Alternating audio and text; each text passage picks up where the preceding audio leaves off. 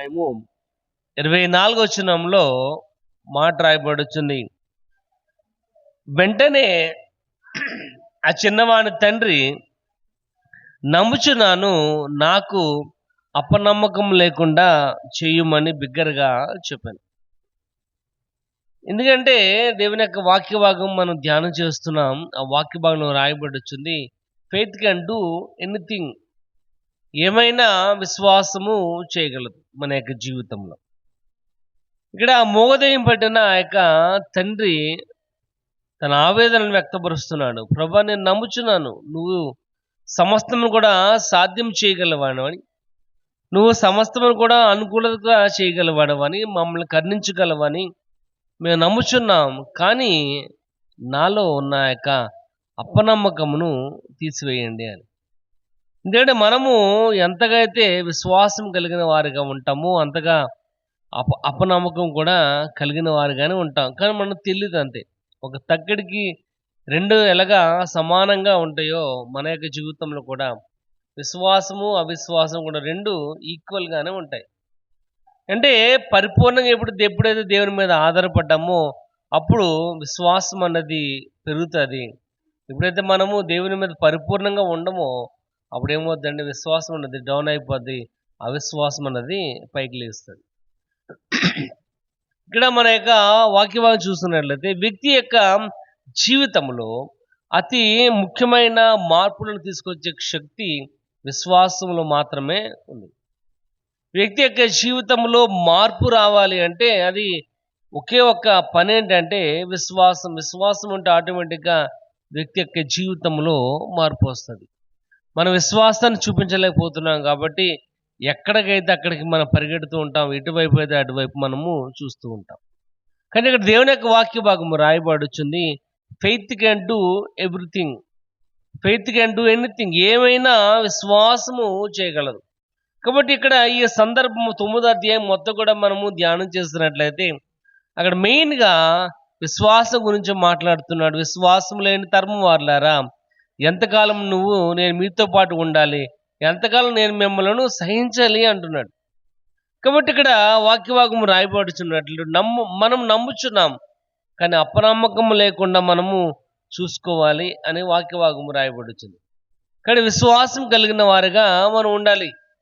కాబట్టి మనం ధ్యానం చేస్తున్న విశ్వాసం అనేక జీవితంలో ఏ కార్యాలు చేస్తుందో, విశ్వాసం ఏ విధంగా మనకి సపోర్ట్గా ఉండి మనం నడిపిస్తుందో నేర్చుకున్నాం.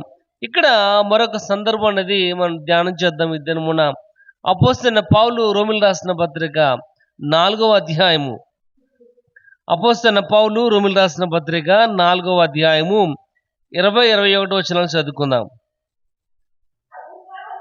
అవిశ్వాసం వలన దేవుని వాగ్దానము గూర్చిన సందేహింపక దేవుని మహిమపరిచి ఆయన వాగ్దానము చేసిన దానిని నెరవేర్చుటకు సమర్థుడని రూఢిగా విశ్వసించి విశ్వాసం వలన బలము పొందేదము. చాలండి.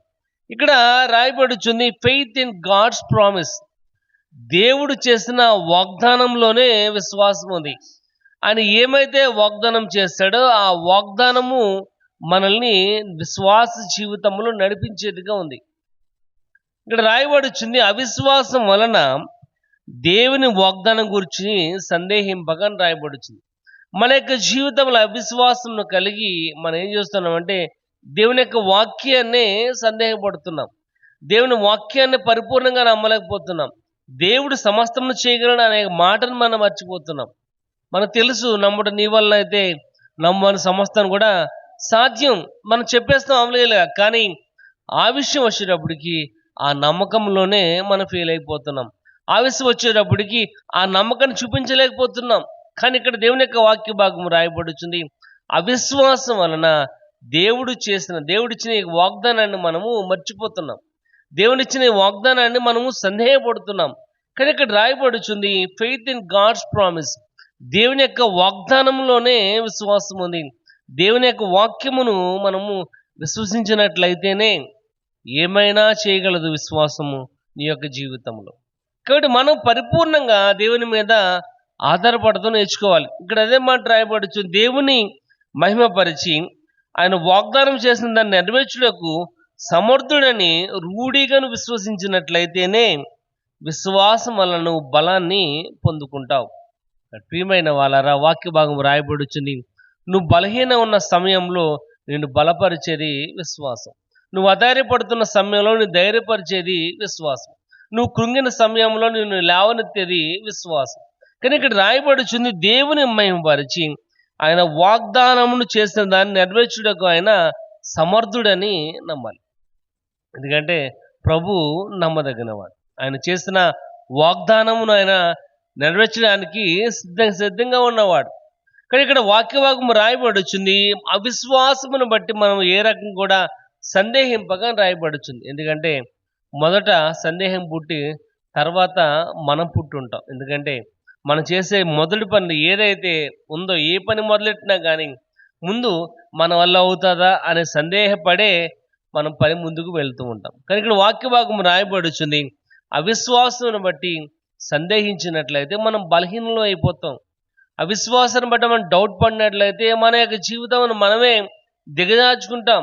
కానీ వాక్యభాగం రాయబడుచుంది, చేసిన వాగ్దానాన్ని నెరవేర్చడానికి దేవుడు సమర్థుడని మనము విశ్వసించినట్లయితే faith can do anything, faith can do everything in our life. మన యొక్క జీవితంలో విశ్వాసం ఏమైనా చేయగలదు.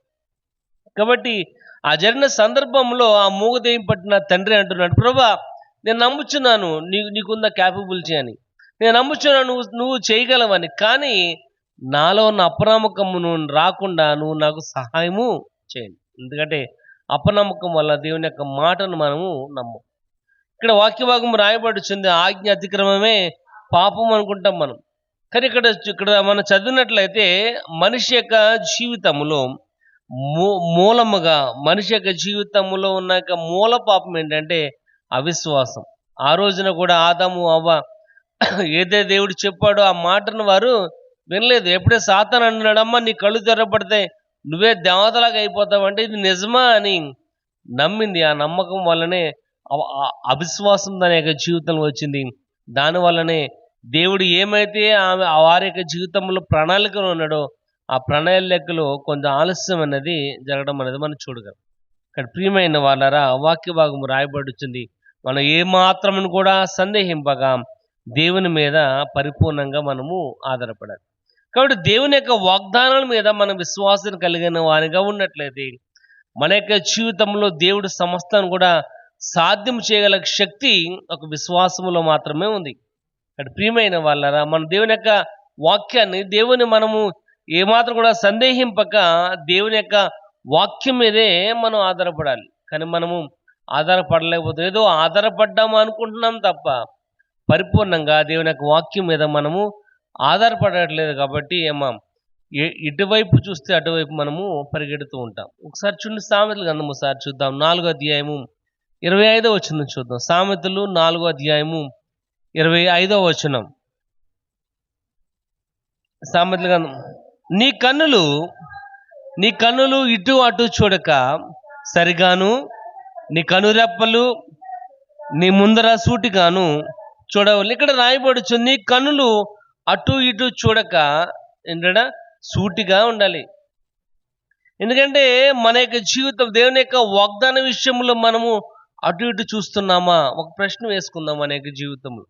ఎందుకంటే ఎప్పుడైతే దేవుని యొక్క వాక్యం మీద ఎప్పుడైతే ఆధారపడ్డామో ఆయనే మన యొక్క జీవితంలో సమస్తను కూడా సాధ్యం చేయగలడు. ఏలియా విషయంలో అదే జరిగింది.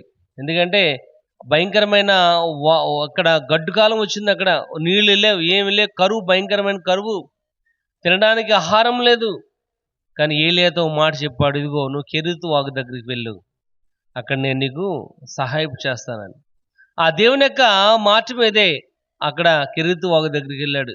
వాగు దగ్గరికి వెళ్ళి ప్రార్థన చేస్తున్నాడు. దేవుడు చేసిన వాగ్దానాన్ని నమ్మాడు.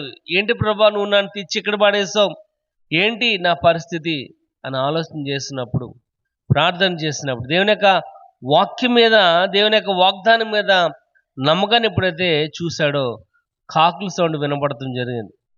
ఆ యొక్క కాకులు ఉదయం మధ్యాహ్నం ఎప్పుడు కావాలి అప్పుడు మాంసంను రొట్టెను తెచ్చి ఏలియాకు సహాయం చేసినట్లుగా కనబడుతుంది. అది ప్రియమైన వాళ్ళరా, అసాధ్యమైన దేవుడు సాధ్యం చేయగలరు. నీ యొక్క జీవితంలో అసాధ్యం అనుకోవచ్చు, కానీ ఆయన వాక్యము, ఆయన చేసిన వాగ్దానం మాత్రము ఆ సమస్తమును కూడా సాధ్యం చేయగలేక కెపాసిటీ కలిగినది దేవుని యొక్క వాక్యం. తరాలు మారినా, యుగాలు మారినా, ఎన్ని మారినప్పటికీ మారినది దేవుని యొక్క వాక్యం.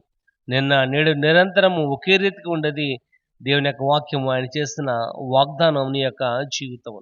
కానీ ఇక్కడ రాయబడుచుంది, దేవుడు ఆయన చేసిన వాగ్దానములను ఇటు అటు మనము చూడకుండా నిదానించి మనం దేవుని యొక్క వాక్యాన్ని మనము చూసేవారుగా ఉండాలి.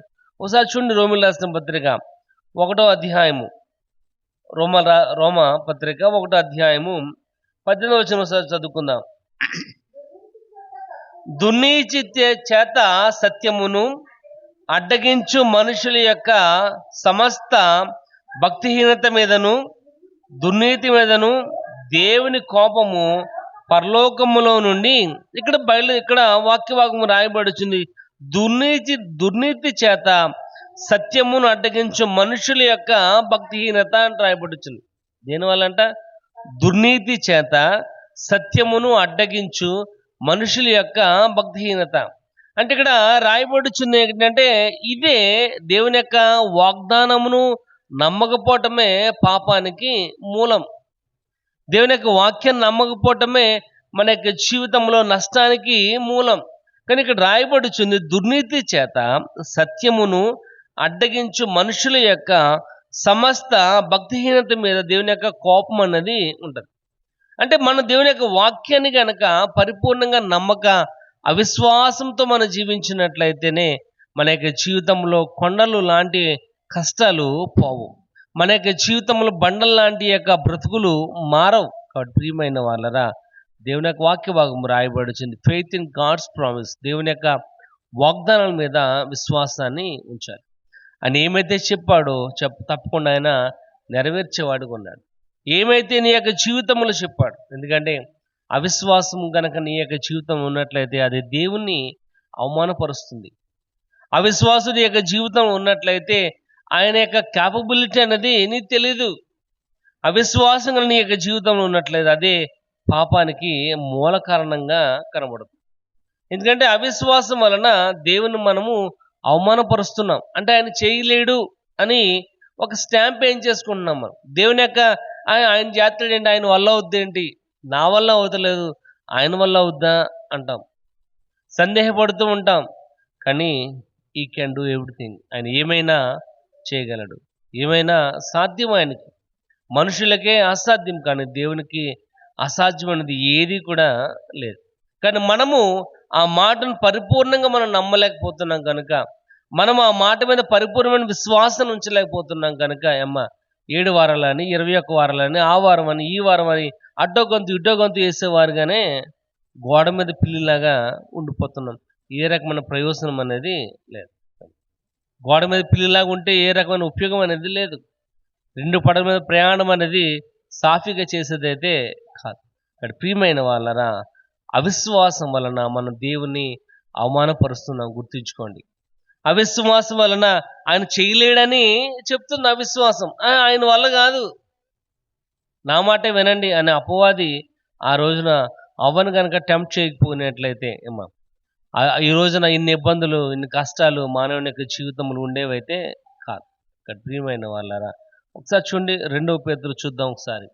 పేతురు రాసిన 2వ పత్రిక 3వ అధ్యాయము 9వ వచనం చూడండి. 2వ పేతురు 3వ అధ్యాయము. ఆలస్యమని ఎంచుకున్నట్లు ప్రభు తన వాగ్దానం గురించి ఆలస్యము చెయ్యేవాడు కాడు, కానీ ఎవడును నశింపక ఇచ్చింపక అందరూ మారు మనసు పొందవలనని కోరుచు నీడల దీర్ఘశాంతము గలవాడే ఉన్నాడు. కాబట్టి ఇక్కడ దేవుని యొక్క వాగ్దానం అనేది రాయబడుచుంది. ఏంటంటే కొందరు ఆలస్యమని ఎంచుకున్నట్లు ప్రభువు తన వాగ్దానం గురించి ఆలస్యం చేయవాడు కాదు. కొందరు అనుకుంటారంట, ఏమని, దేవుడు చేసిన వాగ్దానము ఆలస్యం అవుద్ది, అందుకే ఇన్ని ఇబ్బందులు, అన్నికే ఇన్ని కష్టాలని. కానీ ఇక్కడ రాయబడుచుంది ఆలస్యం అయితే కాదు, కానీ ఎవడును నశింపక అందరూ కూడా మారు మనసు పొందాలని ఆయన యొక్క ఉద్దేశం. ఎందుకంటే ఇజ్రాయేలు ఆ వాగ్దాన భూమి ప్రయాణము జస్ట్ 11 రోజులు, ఒక వారం రోజులు మాత్రమే. కానీ ఆ ప్రయాణము 40 సంవత్సరాలు ఉండడం గల కారణం ఏంటంటే, దేవుడు వారి మీద కోపం ఉంచడని కాదు, వారంటే ఇష్టం లేదని కాదు. ఎందుకంటే దేవుని కోసమే ఉండాలని వారిని ఏర్పాటు చేసుకున్న ఇజ్రాయేల్ జనాంగాన్ని. వారి ద్వారానే ఆ విమోచన యొక్క వర్తమానం అనేక మందికి తెలియాలని తండ్రి యొక్క ఉద్దేశమై ఉంది. కానీ అక్కడ ఆ 11 రోజుల ప్రయాణాన్ని, ఆ కొద్ది దినముల యొక్క ప్రయాణాన్ని 40 సంవత్సరముల యొక్క సుదీర్ఘమైన ప్రయాణంగా ఉండడం గల కారణం ఏంటంటే, వారి యొక్క అవిధేయత తప్ప దేవుని యొక్క అసమర్థత అయితే కాదు. కాబట్టి హీ కెన్ డూ ఎవ్రీథింగ్. ఎందుకంటే బండ నుంచి నీళ్లు తెచ్చినవాడు, చేదు నీళ్లను అమృతముగా నీళ్లుగా మార్చినవాడు, భయంకరమైన ప్రమాదంలో నుంచి వారిని కాపాడినవాడు. ఒక ఒక నడవటంతోనే, మార్చింగ్తోనే జెరికో గోడలను నేలమట్టంగా చేయగలిగిన వాడు, సామాన్యమైన వాడైతే కాదు. కానీ మనం ఏం చేస్తాం, ఆయన ప్రవచన వాక్యం మీద ఆధారపడటంలోనే, ఆ ప్రవచన వాక్యం మీద ఉన్న యొక్క అవిశ్వాసంతోనే మనము చాలా మన యొక్క జీవితంలో గడుపుతున్నాం. కానీ ఇక్కడ దేవుని యొక్క వాక్య భాగం రాయబడుచుంది. అవిశ్వాసం కనుక మన యొక్క జీవితంలో ఉన్నట్లయితే ఒక రాయిని కూడా మనము కదపలేం.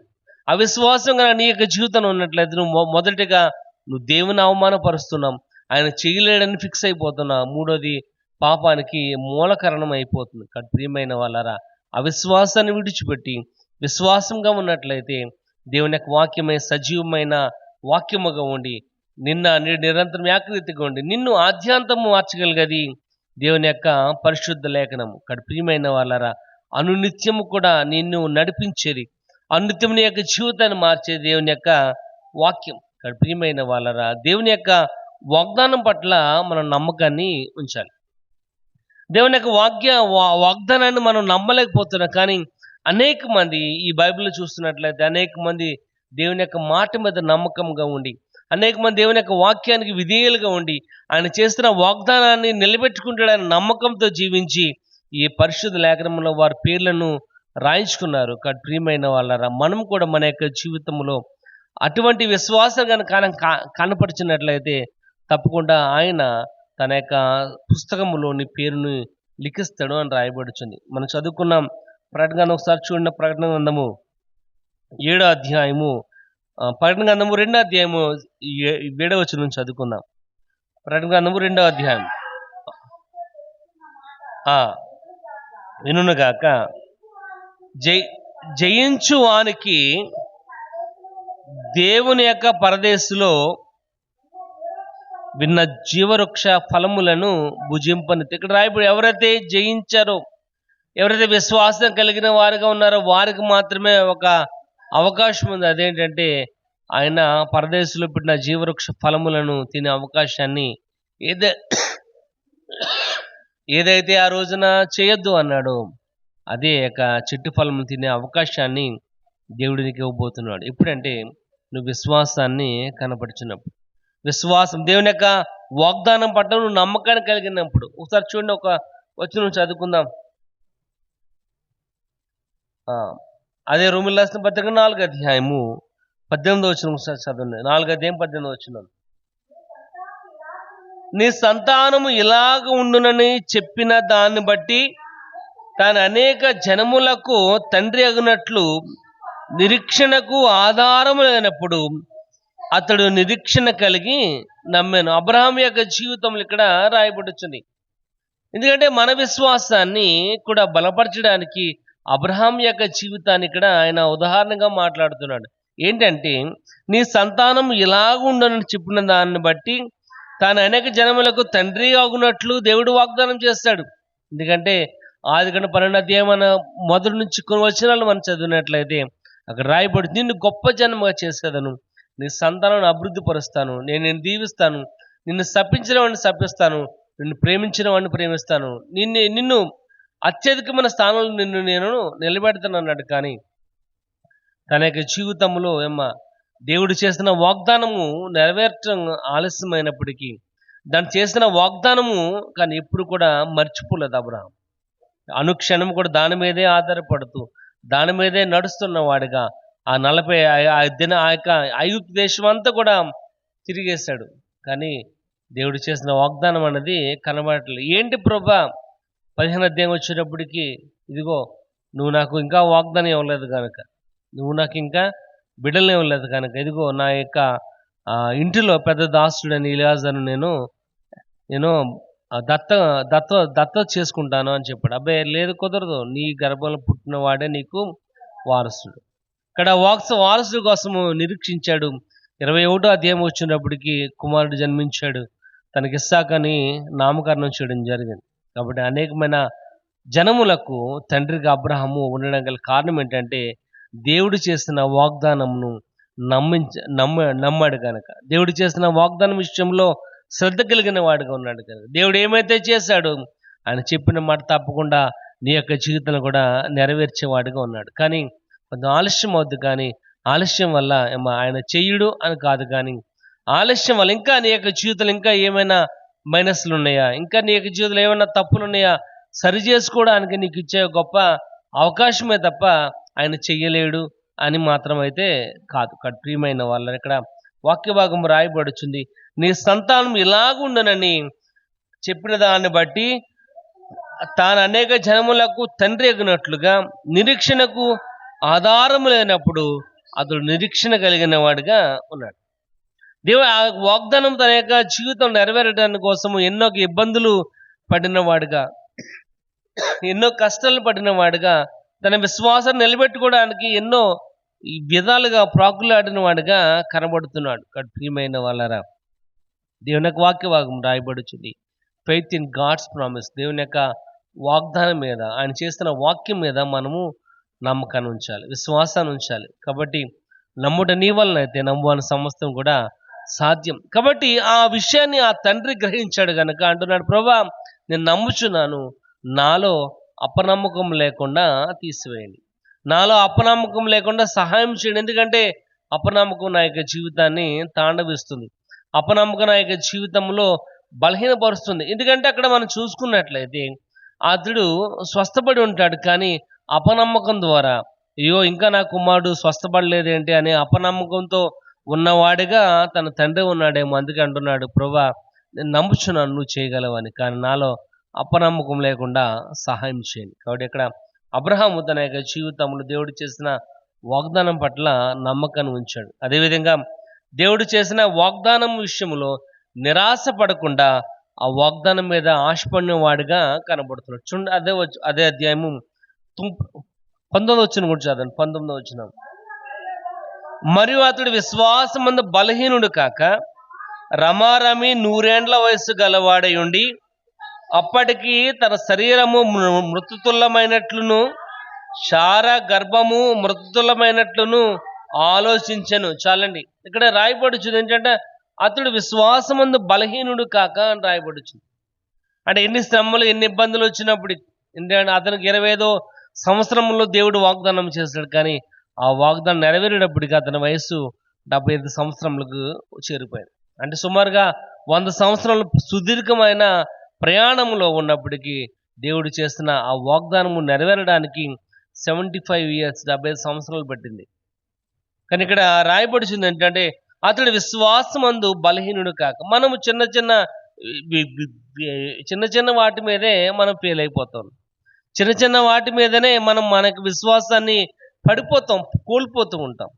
కానీ దేవుని యొక్క వాక్య భాగం రాయబడుతుంది, 75 సంవత్సరం గడిచినప్పటికీ దేవుడు ఆ రోజు ఏమైతే వాగ్దానం చేస్తాడో ఆ వాగ్దానము తప్పకుండా ఆయన నెరవేర్చేవాడని విశ్వాసమందు బలహీనుడు కాక రమారమి 100 ఏండ్ల వయసు గలవాడై ఉండి తన శరీరము మృతుతులం అయిపోయింది, ముసలివాడైపోయేటప్పటికి తన భార్యకి ఇంక పిల్లలు పుట్టే అవకాశం అనేది లేదు.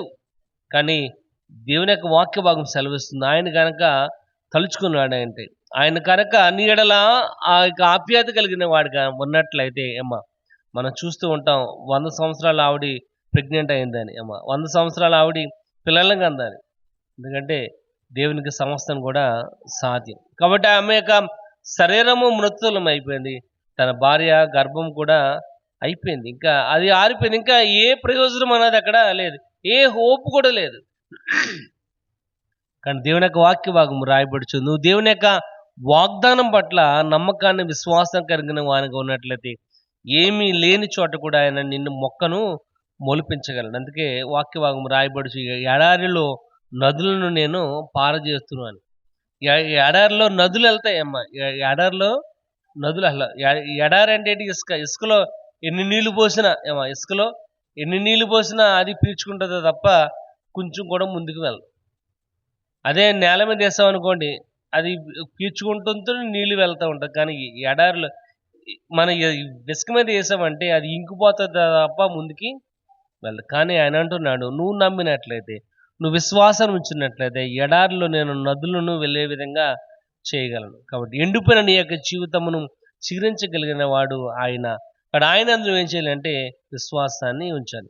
అబ్రహాం యొక్క జీవితంలో నిరాశ పడకుండా దేవుడు చేసిన వాగ్దానం మీద ఆశపడ్డాడు కనుక 100 సంవత్సరాలు అయిపోయినా తన భార్యకు 90 సంవత్సరాలు వచ్చేసిన పిల్లలను కని వారిని ప్రయోజకులు చేసి దేవుని కోసము, దేవుని యొక్క విషయంలో దేవునికి భయపడేవాడిగా, దేవుని యొక్క సన్నిధిలో నమ్మకమైన వాడిగా ఉండడానికి దోహదపడినట్లుగా వాక్యభాగం రాయబడుతుంది. కానీ ప్రియమైన వాళ్ళరా, దేవుడు చేసిన వాగ్దానాల మీద మనం నమ్మకాన్ని ఉంచాలి. కాబట్టి ఫెయిత్ ఇన్ గాడ్స్ ప్రామిస్, ఆయన ఏమైతే వాగ్దానం చేస్తాడో దాని మీద మనం విశ్వాసాన్ని ఉన్నట్లయితే మన యొక్క జీవితంలో, నీ యొక్క జీవితంలో అపనమ్మకం లేకుండా చూసుకున్నట్లయితే దేవుడు అనేక అద్భుత కార్యాలు మన యొక్క జీవితంలో చేయగలడని వాక్య భాగం రాయబడుచు. చూడండి, హెబ్రీ రాసిన పత్రిక 11వ అధ్యాయము, హెబ్రీ 11వ అధ్యాయము 13వ వచనం చూడండి. 11-13. వీరిద్దరూ ఆ వాగ్దాన ఫలమును అనుభవించకపోయినను దూరము నుండి చూసి వందనము చేసి తన భూమి మీద పరదేశుకులను యాత్రులై ఉన్నామని ఒప్పుకొని విశ్వాసం గలవారే మృతి పొందిరి. చల్లని ఇక్కడ రాయబడుచుంది, అబ్రహాము శారా కూడా వారి యొక్క విశ్వాసంలో ఏ రకమైన అపనమ్మకం లేకుండా నమ్మకం కలిగిన వారిగా ఉండి, దేవుడు తన యొక్క జనాలకి, తన యొక్క ప్రజలకు ఏమైనా వాగ్దానం చేస్తాడో ఆ వాగ్దానము నా యొక్క తరములో వారికి కూడా నెరవేరుతుందనే యొక్క సుదీర్ఘమైన విశ్వాసం కలిగిన వారిగా ఉన్నారు. కనుక ఇక్కడ రాయబడి దూరం నుండి వారు చూసి వందనము చేసి తన భూమి మీద పరదేశులను యాత్రలు ఉన్నామని ఒప్పుకొని విశ్వాసం గలవారే చనిపోయారు. కాబట్టి అంటే ఆఖరి క్షణం వరకు మన విశ్వాసాన్ని మనము కోల్పోకూడదు. అనుక్షణం కూడా విశ్వాసం మనతో పాటు ఉండాలి. ఎందుకంటే ఆయన చేసిన యొక్క వాగ్దానము ఎప్పుడు కూడా మనతో పాటు ఉండి మనల్ని నడిపించేదిగా ఉన్న దేవుని యొక్క వాక్యం. అందుకే నీ వాక్య నా పాదముల దీపము, నా త్రోవకు వెలుగు. అంటే ఇంకా మేము నడవం అని కాదు, ఇంకా మనం వెళ్ళము అని కాదు. అనుక్షణము కూడా మన యొక్క ఇక సంసార యొక్క జీవితంలో అనేక ఒడిదుడుకులు, ఇబ్బందులు కలిగినప్పటికీ అనుక్షణం కూడా, ఆఖరి క్షణం కూడా మనము ఏదో పని చేయాలనే ఉద్దేశంతో కలిగిన వారిగా ఉంటాం. కానీ ఆయన వాక్యభాగం సెలవిస్తుంది, నీ వాక్యం నా పాదముల దీపము, నా త్రోవకు వెలుగు. ప్రియమైన వాళ్ళారా, ఇక్కడ రాయబడుచుంది ఆఖరి క్షణం వరకు కూడా వారు విశ్వాసం కలిగిన వారిగా ఉండి దేవుడు ఏమైతే వాగ్దానం చేశాడో ఆ వాగ్దానం చేసిన వాడు నమ్మదగిన వాడని దేవుని యొక్క వాగ్దానం మీద వారు విశ్వాసం ఉంచారు. కనుక ఆఖరికి తన కుమారుడిని బలివ్వడానికి కూడా అబ్రహాము సిద్ధపడిన వాడిగా కనబడుతున్నాడు. ప్రియమైన వాళ్ళరా, ఫెయిత్ ఇన్ గాడ్స్ ప్రామిస్, దేవుడు చేసిన వాగ్దానం మీద విశ్వాసం ఉంచినట్లయితే he can do everything, he can do anything, ఏమైనా చేయగలడు, ఏమైనా సాధ్యమైనకి. ప్రియమైన వాళ్ళరా, అటువంటి విశ్వాసం దేవుడికి మనం కలిగించాడు కనుక ఆ కలిగించిన ఆయన మీద మనం విశ్వాసం ఉందాం. దేవుణ్ణి మనము అపనమ్మకం చేయకుండా, దేవుని మనం అవమానపరచకుండా మన యొక్క జీవితం ద్వారా దేవుడు చేసిన కార్యాల మీద ఆధారపడడానికి ప్రయత్నం చేద్దాం. అటు ఇటు చూడక మన కళ్ళు నిదానంగా, మన కళ్ళడప్పులు నిదానంగా మనం చూసి దేనైతే ఆయన మనకు వాగ్దానం ఇచ్చాడో ఆ వాగ్దానం మీద మనం ఆశపడి జీవించినట్లయితే తప్పకుండా హీ కెన్ డూ ఎవ్రీథింగ్, ఆయన ఏమైనా మన యొక్క జీవితంలో చేయగలడని వాక్య భాగం రాయబడుచుంది. దేవుడు కొద్ది మాట మన ఇంట్లో దీవించి ఆశీర్వదించును గాక.